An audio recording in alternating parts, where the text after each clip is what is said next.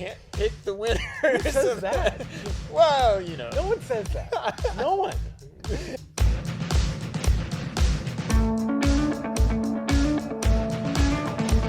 All right, we're back for another red-hot 4-pack of NFL picks. Now, Mike, last week didn't go so hot.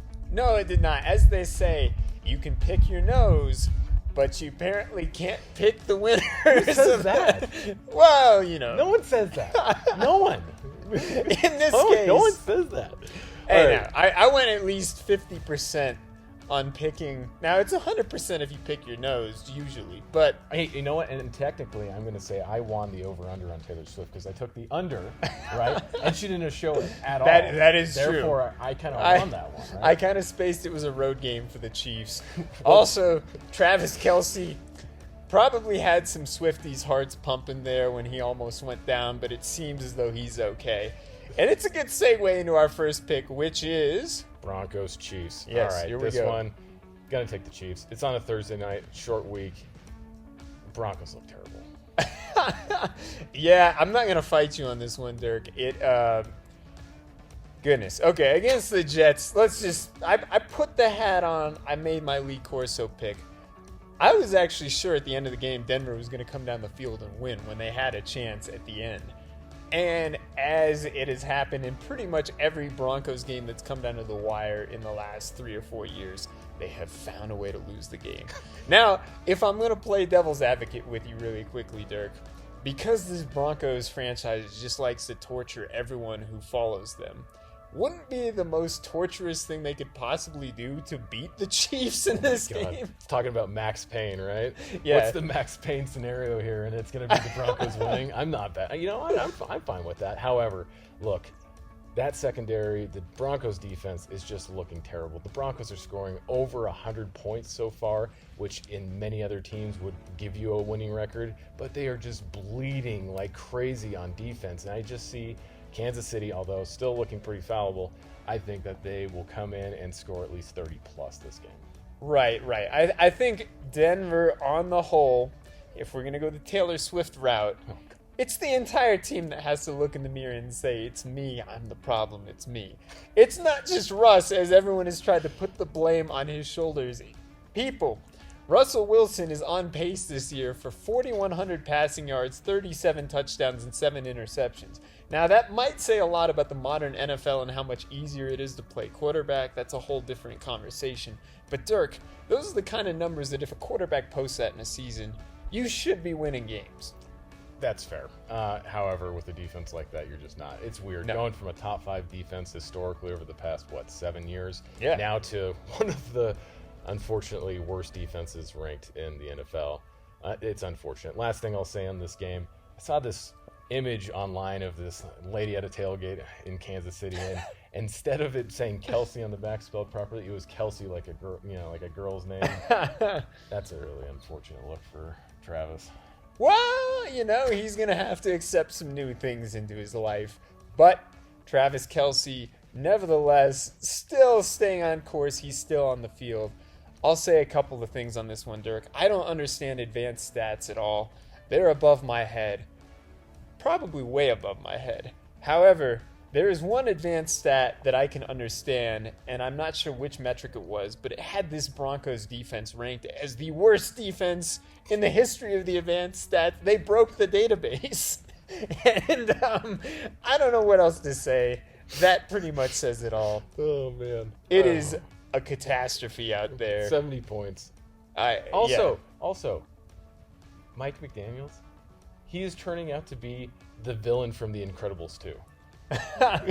Former ball boy turned complete nemesis, breaking records against, There were so many ways this could have gone differently. It could have been Mike McDaniels, or it could have been the other one roaming the sidelines back in the day. John Elway, as you'll recall, wanted Kyle Shanahan as the head coach of the Broncos, and Joe Ellis ex-nayed that. So we got Vance Joseph. Vance Joseph is back, and the Broncos are breaking all sorts of records on defense. Well, that's, we're on NFL picks. We got to remember, we can go all day about We the could Broncos, go all and we're day going on to do that. another segment on that. We're both going the Chiefs. Let's go on. Got to take, we're each week on the Red Hot picks, we're going to try and take the perpetual weekly toilet bowl pick as well. So that's going to go between your Chicago Bears and the Minnesota Vikings. Who is your? I don't think anyone out there has Mr. Howard's. The Bears haven't even. The Chicago Bears Bears. fans don't even claim the Bears. But go on. Yeah. All right. In this one, I'm taking the Bears. Now, Ooh. unpopular pick here. I'm taking the Bears by 10 points. Okay. Yeah. Not that I'm still gonna take a win if the Bears win. However, Bears 10 points, and also you're gonna see at least 3+ turnovers by Minnesota in the course of that game. You know what, Dirk? I'm going to agree with you for 2 reasons. A, if we're going down together. You're not holding this one over me. Yeah. And B, the Vikings have turned the suck meter all the way up. Justin Jefferson is doubtful for this game. I don't see how they're beating the Bears without him. No. We're going Chicago. All right, Indeed. next one we have Jags, surprising last week. That's the one pick I will take a little bit of credit for. They have the Colts this week in a pretty important intra-divisional game. The Minch is back. Oh, he's Anthony back. Richardson is going to be out for at least 4 weeks, and he will be back for a while. Does the Minch, Gardner Minshew, get revenge on his former team? Well, first of all, Dirk, do we claim the Jaguars with Jacksonville anymore, or are they the London Jaguars? Because they were That's fair. 2-0 over there. That's fair. And if they're the London Jaguars, we're going Austin Powers. They are now the Shagwars. So I think We went there. I did go there. I'm going Jacksonville all the way on this one. Trevor Lawrence is starting to cook, and he's going to keep this going. Jacksonville, I think, is actually a sleeper team in the AFC. You go through who the dark horse contenders are in that conference. I think Jacksonville is the one that's kind of been sleepy to start the season. They're going to turn it on. Yeah, I'm going with the Colts in this one, actually. Ooh. I think Gardner Minshew gets revenge. He's going to get the, evil eyes out and start throwing some dimes across the field, even though I hate that term. All right, so we got Mike taking Jags. I'm taking Colts. What do you got on spread? By what? I like the Jaguars by a touchdown. Okay, I'll take Yeah. Colts by 3. All right, final game we have here, Lions-Bucks. And a very surprising plus 500 matchup between Tampa Bay and Baker Mayfield. And then, totally redeeming himself, Jared Goff and the Detroit Lions. Yeah. All right. So, Dirk, first of all, why did you pick this of all the games? It's the most Let's go surprising into it. plus It is 500 matchup. It is. I mean, it actually has real implications. It just seems so random to be talking about the Lions and the Buccaneers. Who do you got? And this one, I'm going to take the Lions. Lions looking super good. Also, Jared Goff just coming out and having, all pro stats. Now, look, I think the trade overall benefited both teams. You're seeing a change of scenery really benefiting Jared Goff, and then Matt Stafford going down there winning a Super Bowl and then making Puka Nacua look like an all-pro. I still am going to say that the Lions, win this one. Baker Mayfield returns to his Cleveland form, or should we say his Carolina form? I don't know which one's worse. And you're going to see the Lions win this one at least by a touchdown. Dirk, is it weird to talk about?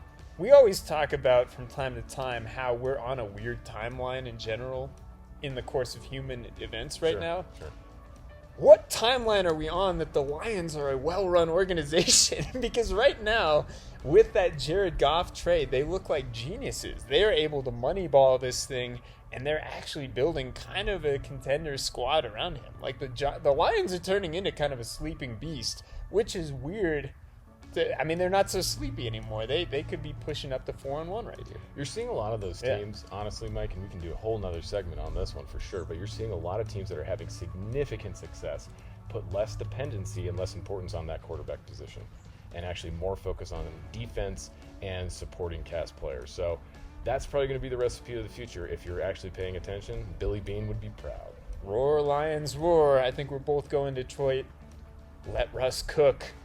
But you know what? No more cooking. We're probably still going with the Chiefs because I think they're probably going to score like 50.